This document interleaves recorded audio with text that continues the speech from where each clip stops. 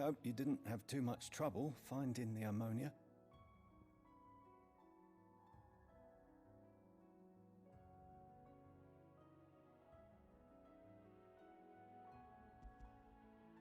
Only the usual. Oh, yes. This is it. And more than I was expecting. I dare say the patient won't feel a thing. That is, unless I... You'll do fine.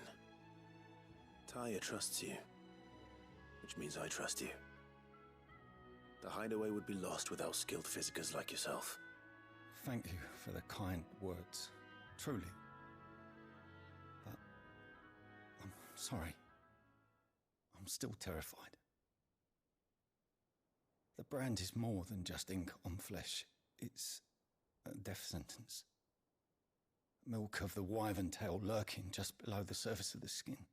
One ill-conceived incision, a single slip, and the poison fouls the patient's blood. Failure means death, and even success means tremendous pain. Days of agony as the wound heals. I became a physiker to help people, not to kill them.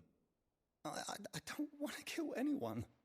Cursebreakers lead hard lives, and the operation is only the beginning. They toil in the shadows, risking life and limb, knowing their efforts will win them neither glory nor acclaim. And yet we never won for volunteers. Why do you think that is? Conviction? They're willing to die? They're willing to fight. To give their lives to create a world where people like us can be more than mere possessions. I know your work isn't easy, but neither is going under the knife. Be a shoulder for your patients to lean on. Stay strong for them. You sound like Tyre. Do you know what she once told me? It's natural for a patient to feel like they're suffering in solitude. And it's a physiker's duty to see that they don't. Thank you for helping me remember that. I won't falter. Not again. What a good man Clive is. What a guy. I like Clive. Clive's up there as one of the best FF protagonists. I haven't even finished this game yet, but I really like Clive. Probably wouldn't be my favorite FF protagonist, but I do like him quite a bit. What's everyone whispering about? I mean, really, there's only one way to find out if he'll be my favorite or not, is by beating the game. But even then, you know, either way, I really like Clive. Jill looked white as a sheet when they brought her back. White as a sheet?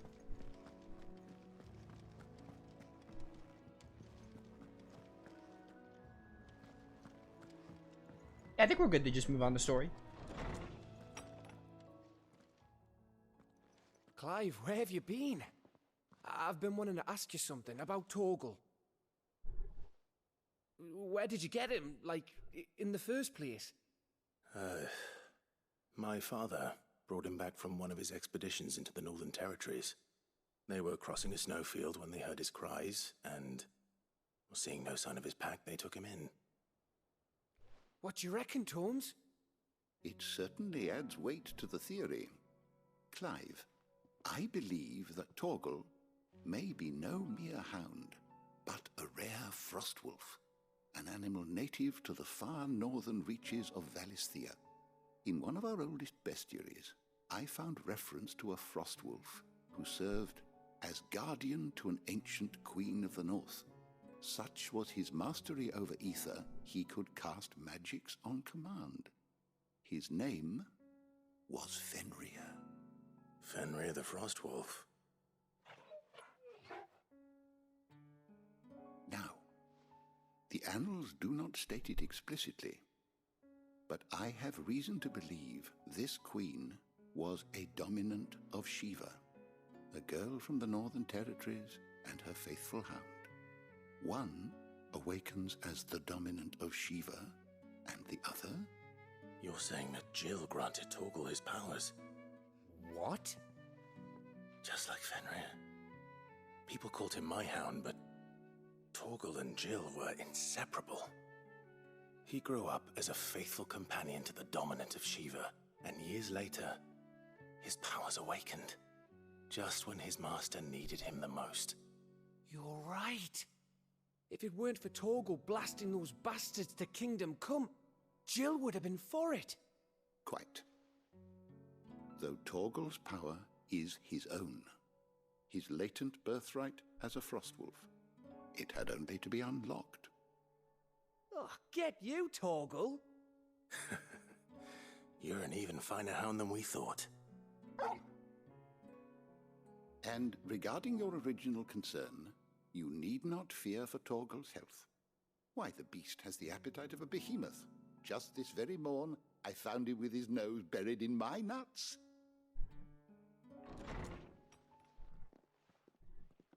There you are! I've been looking everywhere for you. Bernard's here. I need you to introduce us so we can get to work. Burn it? I shall be a moment. That's how you pronounce that? FF16 has weird pronunciations.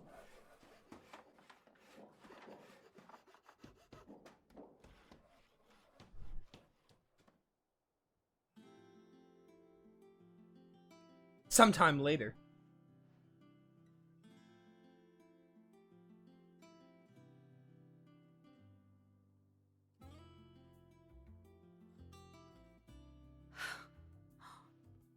Isn't it brilliant? It is. Well, I couldn't have done it without you. You and everyone else. But I promise I'll pay you back. I'm gonna work my fingers to the bone for you lot. Starting right now. Just you wait. I'll make wonders like this world's never seen. Then I look forward to seeing them.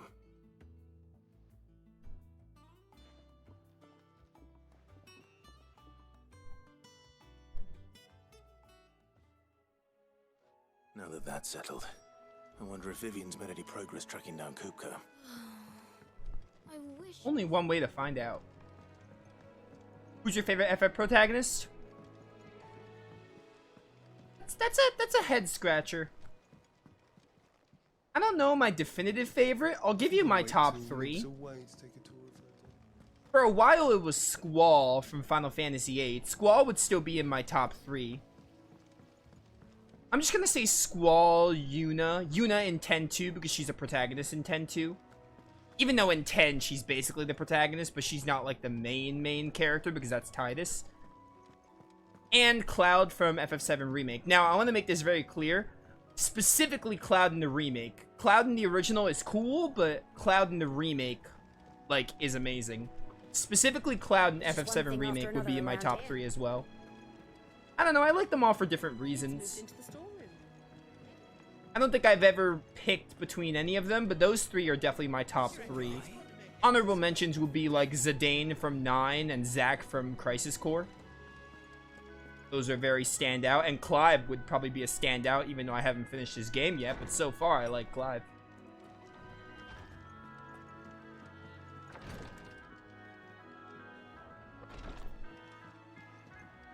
I mean, it's similar to Tales of. I don't think I have a definitive Tales of favorite protagonist either. I have like my top 3s, kind of, sort of. Actually, do I? Probably like Asbel, Velvet, Yuri, I think, would be my top 3 Tales of protagonists. Yeah, probably. But similar to Tales of, I had never really thought about a definitive favorite. I just have, like, I have potential, like, favorites. I don't have, like, a definitive one. I didn't mean to doubt my comrades, but I couldn't leave them out there either. I need to trust them more, I see that. But that doesn't mean I need to care about them any less. Yeah, picking a favorite protagonist is tricky. Although my favorite all-time protagonist is Ryudo. Or if he's not my all-time favorite, he'd be in my top 3. Hello. This is a lot of reading. The signing of the Continental Accord marks the beginning of the modern era of Valisthea, where the realm had once been driven by hatred and mistrust. The Ascend built bridges affecting many of the areas of realm-wide corporations that persist to this day. Shared currency, shared calendar, and common system of bearer ownership chief among its epoch-making adventures. Alas, in the years since the Accord signing, many of these old rifts have reopened. It is for us to follow in the steps of our forebears, and wholeheartedly endeavor to usher in the new age of... Yeah, okay. Hello. How goes the hunt for Kupka? Largely in circles. We have myriad sightings of strange soldiers in unexpected places, but nothing definitive as yet. If only we knew for certain by what route he left Rosalith. Well, keep at it. If anyone can piece this puzzle together, it's you. And I'm willing to wait as long as it takes.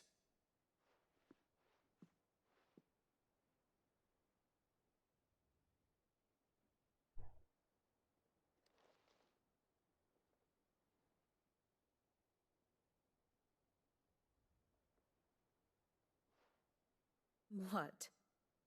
Here? Would that be a problem? Do you know, Clive, I believe it a mercy that you didn't inherit your father's throne. Your poor people would surely live in fear of you. You have nothing to worry about on that front. I won't be claiming his crown. That is a relief. Clive, have you got a minute? We, have a guest. A guest?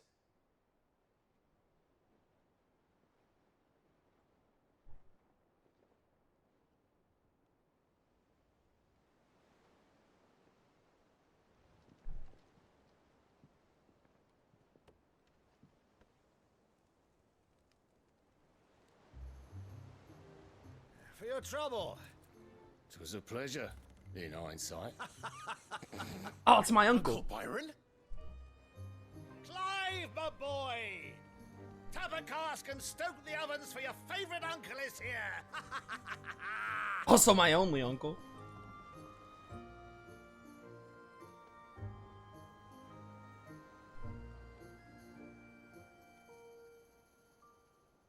Oh, Uncle Byron. Is that a mother crystal? That is gorgeous.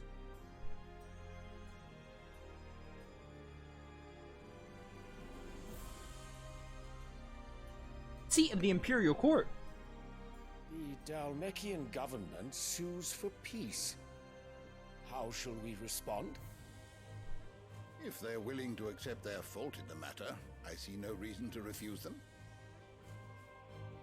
Still, we must insist on substantial reparations. Twinside stores are not as bottomless as reported. Aye, and we have many more mouths to feed. We shall just have to have the Dalmecs empty their treasuries for us.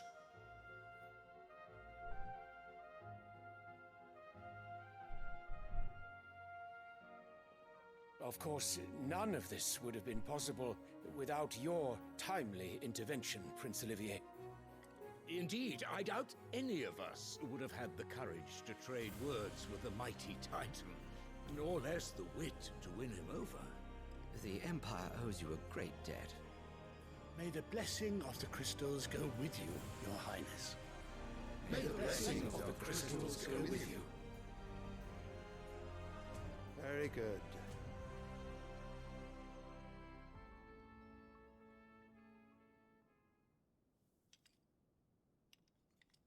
Now, let us come to the question of precisely when the Dalmecs will withdraw their troops. Dion's fire could rid us of them in mere moments. The men of the Fist will not withdraw until a peace treaty is concluded. So let us keep the negotiations open, give them time to gather what gold and trinkets they can, and once they deliver that which we demand, what worth is a piece of parchment? Your Radiance, were Prince Dion to take the field, the enemy would surely send their own dominant to meet him. And while His Highness would of course prevail, there would be heavy losses on both. You need not fear Hugo Kupka. He is engaged on the Western Front. Even were the Dalmecs to send for him, he would not arrive in time. As much as I would enjoy witnessing a clash between Bahamut and Titan, it is not to be. And what of your subjects, your Radiance? If the fighting spread to the city proper, the people would bear the brunt of it. There will be losses, it is true. Yet for every citizen who falls, another can be bred. For every home that burns, another can be built. The Empire will live on.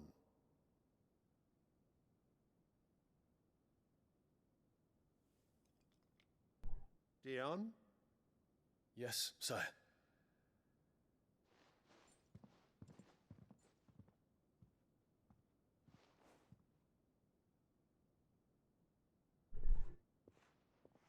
Wait, hang on. I'm thinking about something and then I just remembered that I know Dion is the dominant of Bahamut. I'm trying to remember, I'm gonna be honest, I forgot who the dominant, I know we saw Odin before and we were revealed the dominant of Odin. I forgot him though. But, yeah, this is the dominant of Bahamut. I already know about Dion. Anything else I want to read here? Maybe about Twinside. The former capital of the Crystalline Dominion, after an unilateral maneuver by the Holy Empire of Sambrek in 873, it became the imperial capital. Senior statesmen that make up the highest office of government in Sambrek after the Emperor himself, the Council of Elders. The Council is comprised of the High Cardinal representative of Central Sambrek and the Holy Capital Oriflame, and the 4 cardinals who administer the outer provinces, the north, south, east, and west areas. Emperor of the Holy Empire of Sambrek, who won his throne at least partly by virtue of his son Dion, having awakened as the dominant of Bahamut. Yeah, this is Dion's father. Okay.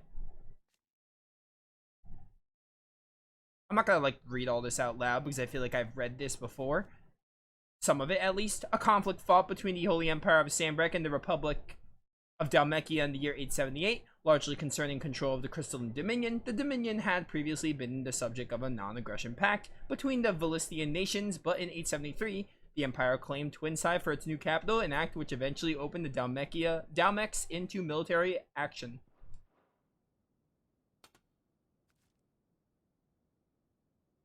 Why does that look just like the flower that Aerith gave to Cloud? Come on, Square Enix, you gotta be more subtle than that.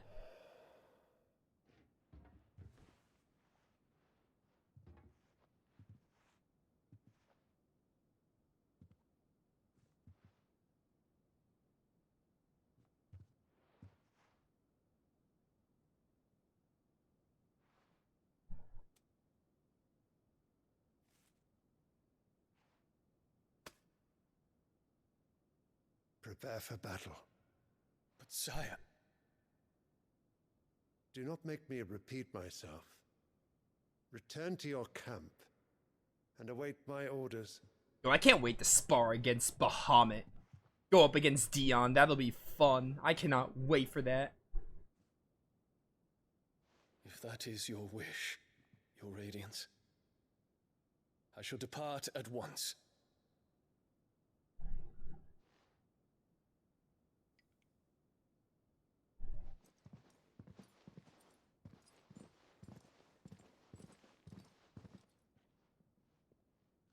May Gregor forgive you.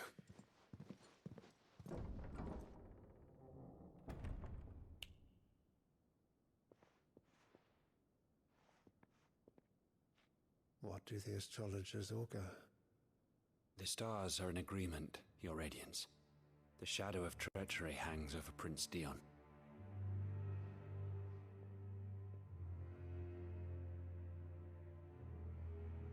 So Annabella's tales were true. You disappoint me, Dion.